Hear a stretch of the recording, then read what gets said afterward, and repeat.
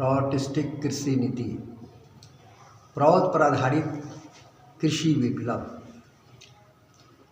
आज पूरे विश्व में किसान की स्थिति बड़ी ही दयनीय है। इसका कारण है कि इस पूंजीवादी व्यवस्था में पूंजीपतियों, उद्योगपतियों के विकास में सरकार योजना बनाती है, चिंतन करती है और उन्हें सुविधा भी देती है। आज कृषि विधेयक को लेकर पूरे देश में किसान आक्रोश में है। बड़ी संख्या में किसान आंदोलन के रास्ते पर उतर गए हैं।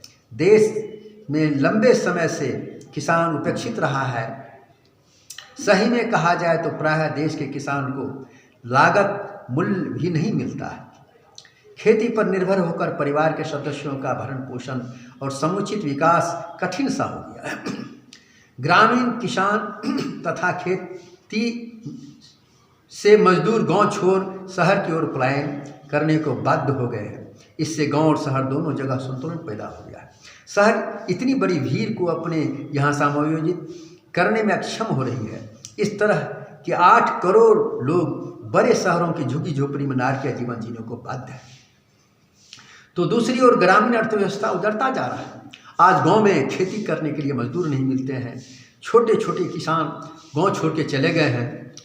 ठीक ऐसी स्थिति में कृषि विधेयक घी में आग का काम किया है। प्राचीन भारत की अर्थनीति सामयिक प्रचेष्टामूलक व्यवस्था के कारण एक स्थिति स्थापक अर्थनीति विद्यमान थी। वैदिक युग में भारतीय अर्थव्यवस्था वर्णाश्रम की भित्ति पर निर्मित हुई थी। विप्र, क्षत्रिय, वैश्य और शूद्र ये चतुर्वर्ण निर्मित हुए थे और ये चतुर्वर्ण अपना अपना कार्य अव्याहत रूप में करते जाते थे। एक विशेष शाखा कृषि कार्य करती, बाकी अन्य कार्य करते। सभी मिलकर आज के तरह कृषि क्षेत्र में भीड़ न जमाते। यह वर्णाश्रम व्यवस्था उत्तराधिकारी सूत्र में आवत थी। फलस्वरूप अर्थनीति में भारसाम्य होने की संभावना कम थी। कृषि कार्य भी तब खूब पारदर्शिता के साथ होता था। विभिन्न समयों में विभिन्न फसलों की खेती, व्यापक कृषि कार्य, छोटे और बड़े उभय प्रकार के खेत खलिहान, उर्वरक आदि का प्रयोग, फसलों के रोग निवारण की व्यवस्था, नदी नालों को काटकर जल संचयन की व्यवस्था, कृषि कार्य के उपयोगी पशुपालन प्रभृति विषयों में राजा स्वयं योग देते। कृषि उत्पादित वस्तुओं का मूल्य राष्ट्र स्वयं निर्धारित कर देता, जिसके फलस्वरूप व्यवसायियों के द्वारा कृषकों के शोषित होने की संभावना प्रायः नहीं थी।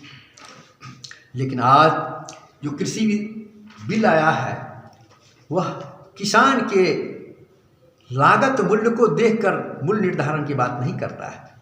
उसने एक निम्नतम समर्थित मूल्य तय कर दिया है और आज किसान समझ रहा है कि यह हमारे लिए बहुत बड़ा उपहार था जो हमारे हाथ से छूटा चला जा रहा है।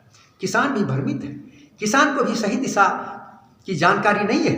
कृषि में पहला विधेयक जिसमें कहा गया है कि किसान द्वारा अपना उत्पादन मंडियों में बेचने पर कर लेगा, लेकिन बाहर के व्यापारी के हाथों बेचने पर कर नहीं लेगा।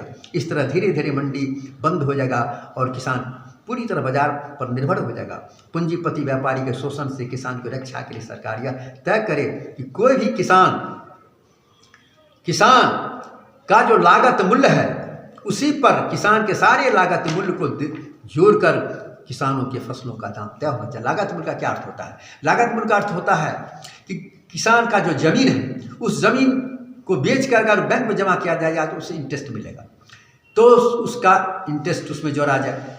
उसके अलावा जमीन पर सरकार की तरफ से एक टैक्स लगता है, उसको उसमें जोड़ा जाए। खाद, बीज, पटवन, जोत कोड़ का खर्च, मजदूर का मजदूरी और पूरे परिवार के लोग जो उसमें लगते हैं उनकी भी मजदूरी उसमें जोड़ा जाए।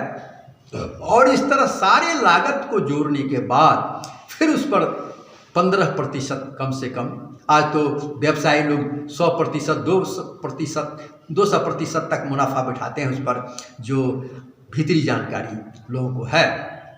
इस तरह कम से कम 15% भी तत्काल उस पर मुनाफा जोड़ा जाए, जिससे उस परिवार का भरण पोषण हो सके। सिर्फ लागत ही अगर मिलता है तो वह सही नहीं है। इस तरह किसान को जो आज मूल्य मिलता है उससे 200 गुना ज़्यादा कृषि उत्पादित वस्तुओं का मूल्य हो जाएगा और किसान संपन्न और संपन्नता की ओर अग्रसरित होगा। तो यह सरकार नहीं करती, वह समर्थित एक समर्थन मूल्य, एक वह भी क्या निम्नतम, और जो पूंजीपतियों के मालों का आप दाम देखेंगे मैक्सिमम प्राइस। व्हाई? ऐसा क्यों कि किसान की वस्तुओं का दाम रहेगा निम्नतम समर्थित मूल्य, समर्थन मूल्य, और पूंजीपतियों की वस्तुओं का मूल्य रहेगा मैक्सिमम प्राइस। ऐसा क्यों? ऐसा दोहरी नीति ये उचित नहीं है। किसान के हित में यह बड़ा ही घातक निर्णय है। लेकिन किसान नेताओं को सही दृष्टि के अभाव में तो मात्र समर्थित मूल्य को ही मानते हैं कि बस यह मिल जाए, बस इतना ही मेरे लिए काफ़ी है, और यह किसान के हित में नहीं है। तो इस तरह किसान का जो खेत उत्पादित वस्तुओं का मूल्य मिलना चाहिए, वो सारी लागत को जोड़कर यह मूल्य मिलना चाहिए। और यह तय कौन करेगा? जिस तरह उद्योग में उद्योगपति अपनी उत्पादित वस्तुओं का मूल्य खुद तय करते हैं, उसी तरह किसान अपनी उत्पादित वस्तुओं का मूल्य तय करेगा। और ये किसान नहीं बल्कि किसानों का संगठन से, किसानों का जो है समिति, जिसे सहकारी समिति आप कह सकते हैं, वो मिलजुल कर वो तय करेगा कि हमारे चावल, हमारे उत्पादित वस्तुओं का मूल्य क्या होगा। दूसरा विधेयक जो है कंट्रैक्ट फार्मिंग। किसान खेती करते थे। भारतवर्ष का किसान यह कृषि प्रधान देश है, जहाँ के 70% लोग खेती पर निर्भर करते हैं। अगर यहाँ के किसानों के हाथ से खेत चला गया, वो कहाँ जाएगा? वो क्या करेगा? उसमें छोटे किसान, बड़े किसान, उस पर निर्भर करने वाले काफ़ी मजदूर, ये सारे के लिए सारे लोग जब ये कंट्रैक्ट खेती बड़े बड़े उद्योगपतियों के माध्यम से होगा, मशीनीकरण के माध्यम से होगा, जोत कोड़, कटाई, दोनाई, हाँ सारी चीज वही करेंगे, तो ये सारी की सारी आबादी, 70% आबादी कहाँ जाएगी? ये चली जाएगी शहरों की ओर, और शहर अस्त व्यस्त हो जाएगा। इतने बड़े बेरोजगारों की फौज को दुनिया की कोई शहर अपने यहाँ समायोजित करने में सक्षम नहीं है। तो इस तरह यह जो कंट्रैक्ट फार्मिंग का ये नया कानून सरकार ने विधेयक लाया है, ये बड़ा ही घातक है। और इस तरह किसानों के हाथ से खेत चला जाएगा और करोड़ों करोड़ लोग, देश की बहुत बड़ी आबादी बेरोजगारी के मार में त्रहिमाम करेगी, और ये शहर की ओर पलायन करेगी, और शहर इन्हें फिर जीने की व्यवस्था नहीं देगी। आप समझ लें कि क्या स्थिति देश की होगी। गाँव भी उजड़ जाएगा, शहर भी उजड़ जाएगा, और अस्त व्यस्तता समाज में आ जाएगी। इसलिए यह विधेयक बड़ा ही घातक है। और ये पूंजीपति अपने लाभकारी वस्तुओं को उत्पादन करेंगे, जो एसेंशियल गुड्स हैं, एसेंशियल मटेरियल्स हैं, एसेंशियल अनाज हैं, आवश्यक अनाज हैं, उसका उत्पादन नहीं करेंगे, क्योंकि ये समझेंगे इससे हमको बहुत प्रॉफिट नहीं होगा। जिसमें लाभकारी जो वस्तु है उसका ही उत्पादन करेंगे, और आने वाले समय में समाज में आवश्यक वस्तुओं का हाहाकार मचेगा और उसका रेट आसमान छुएगा। आम आदमी के लिए उसे खरीदना दूभर हो जाएगा। तो यह कंट्रैक्ट फार्मिंग बहुत ही घातक है। भविष्य में जिस तरह पहला विधेयक पूंजीपतियों के हित में है, दूसरा विधेयक भी पूंजीपतियों के हित में है, अर्थात पूरे समाज की व्यवस्था पूंजीपति के हाथ में चली जाएगी। आम लोग रोड पर बिलखता रहेगा। तीसरा विधेयक है एसेंशियल कम्युनिटी बिल। इसमें धान, गेहूँ, दाल, आलू, प्याज, खाद्य तेल आदि का जिस तय सीमा में भंडारण होता था सब खत्म हो जाएगा। जमाखोरी अब गैर कानूनी नहीं रह जाएगा। यह काम बड़ी कंपनियां करेगी, साथ ही मनमाना दाम पर उसे बेचेगी। इसे महंगाई की मार से आम जनता त्रहिमाम करेगी। तो इसका प्रोटिस्टिक सॉल्यूशन जो आया है, जो प्रॉत इसके लिए सॉल्यूशन देता है, वह सॉल्यूशन ये देता है कि कृषि को उद्योग का दर्जा दिया जाए। हमारा पहला मांग है कि कृषि को उद्योग का दर्जा दिया जाए। कृषि को उद्योग का दर्जा का अर्थ होता है कृषि में जितने तरह के लागत हैं, हमारा जमीन भी हुआ है कि लागत है, हमारे परिवार के लोगों की मजदूरी लागत है। हम परिवार के सारे सदस्य लोग करते हैं, मजदूर उसमें करते हैं, जोत कोड़ होता है, खाद बीज पटवन होता है, उस पर टैक्स लगता है जमीन पर। ये सारे के सारे चीज़ों को जोड़कर उस पर लागत, उस पर प्रॉफिट बिठाकर जब होगा तो ये हुआ कृषि को उद्योग का दर्जा देना। अर्थात जिस तरह उद्योग में एक कारखाना के भी कॉस्ट को उस पर बिठाया जाता है, कारखाना जिस जमीन पर उसका भी कॉस्ट उस पर बिठाया जाता है अपने हिसाब से, है और इस तरह मजदूर का मजदूरी, उसमें कंपनी के जो मालिक हैं उसको उसके भी मेहनताना को उसमें बिठाया जाए, सारी लागत को जोड़कर और गवर्नमेंट का जो टैक्स लगता है उसको जोड़कर फिर उस पर वो अपना 50%, 100%, 200% मुनाफा बैठाकर तब उसका मूल्य तय करते हैं।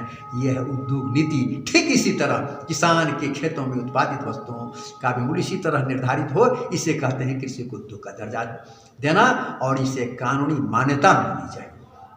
और दूसरी बात है प्रोटेस्टिक सॉल्यूशन, किसान कच्चा माल नहीं बेचेगा, किसान का कच्चा माल बाहर नहीं जाएगा और वही किसान समिति अपने कच्चे माल पर वही कल कारखाना खोलेंगे। धान नहीं बेचेगा, धान से चावल बनेगा, चावल की भूसी से तेल बनेगा और उसके गुंडा से सिंथेटिक धागा बनेगा और कपड़े का कारखाना बनेगा और उसके सिट्ठी तेल निकलने के बाद जो सिट्ठी बचेगा उससे सीमेंट बनेगा और वहीं पर अनेक तरह के कल कारखाने खुलेंगे। ऊख पर चीनी बनेगा और उससे सिट्ठी से पेपर बनेगा और उसके जो रस बह जाएगा उससे अल्कोहल बनेगा। आने वाले ज़माने में धरती के अंदर का पेट्रोल खत्म हो जाएगा और इन्हीं अल्कोहलों से मशीन चलेगा। अभी ब्राज़ील में इस तरह के अल्कोहल से मशीन चलाया जाता है। तो खेत में उत्पादित वस्तु गेहूँ हम नहीं बेचेंगे, गेहूँ से बगल में ही कृषि आधारित उद्योग खोलेंगे, उसमें आटा बनेगा, सूजी बनेगा, हाँ उसी आटा सूजी से बगल में पाव रोटी बनेंगे, बिस्कुट बनेंगे। ये सारे के सारे कार्य किसान से जुड़े रहेंगे।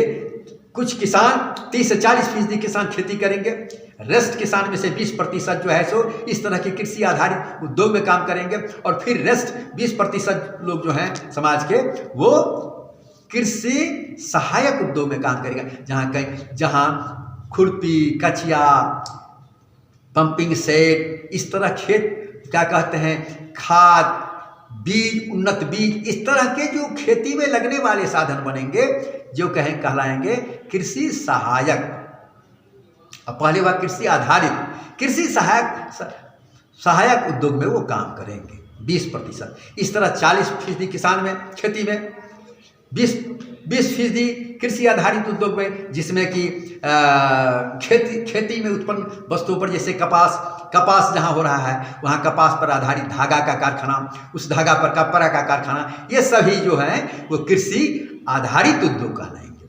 इस तरह कृषि आधारित और कृषि सहायक उद्योग में लगभग 80% लोग काम करेंगे और इन सारे चीज़ों में जो ऑफिसर्स ड्यूटी होंगे उसमें 10% लोग काम करेंगे और इन सारे उत्पादनों का जो मार्केटिंग होगा वो कोऑपरेटिव मार्केटिंग होगा है और उसमें बचे हुए लोग कोऑपरेटिव मार्केटिंग करेंगे और वो 10% लोग उसमें जाएंगे। इस तरह 60% लोगों को रोजगार मिलेगा और ये सारा चीज़ निर्भर करता है जब हम किसान को उन्नत करेंगे, किसान को संपन्न करेंगे।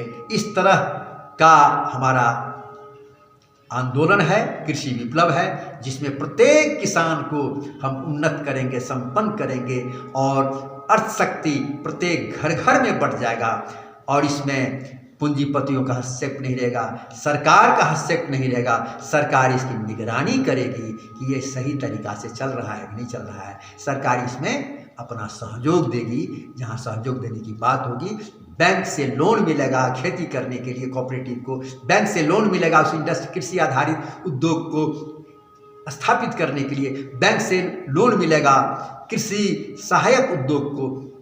इस तरह बैंक से लोन मिलेगा कोऑपरेटिव को जो कि उत्पादित वस्तुओं को का मार्केटिंग करेंगे। इस तरह बैंक उसमें कोऑपरेट करेगा और बैंक को कम इंटरेस्ट में बैंक लोन देगी और धीरे धीरे इनके लोन को अदा किया जाएगा और इस तरह अर्थशक्ति का विकेंद्रीकरण होगा और पूरी समाज आर्थिक रूप से संपन्न होगा। इसे कहते हैं अर्थ का विकेंद्रीकरण और इस तरह समाज, किसान जो है आत्मनिर्भर होगा, किसान सुखी संपन्न होगा। किसान के बच्चे जो एग्रीकल्चर में एक्सपर्ट हैं उसी एग्रीकल्चर फार्मिंग में काम करेंगे, किसान के बच्चे जो साइंटिस्ट हैं, किसान के बच्चे जो इंजीनियर हैं, उन्हीं सारी इंडस्ट्री में वो उनका समायोजन होगा। इस तरह समाज के सभी वर्गों का समायोजन होगा। इस कृषि विप्लव में ये प्रोटेस्टिक निदान है। अभी जो कृषि पर आधारित किसान आंदोलन कर रहे हैं, उनको चाहिए इस प्रोटेस्टिक सॉल्यूशन को सामने रखें। वो जो मांग कर रहे हैं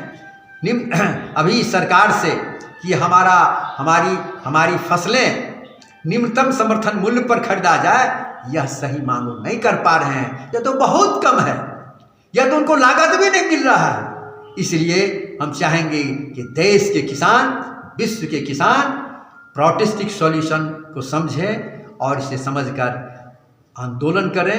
तभी उनका कल्याण है, तभी देश का कल्याण है, तभी शहर के लोगों का कल्याण है। क्योंकि अगर गाँव जल गया तो शहर तहस नहस हो जाएगा।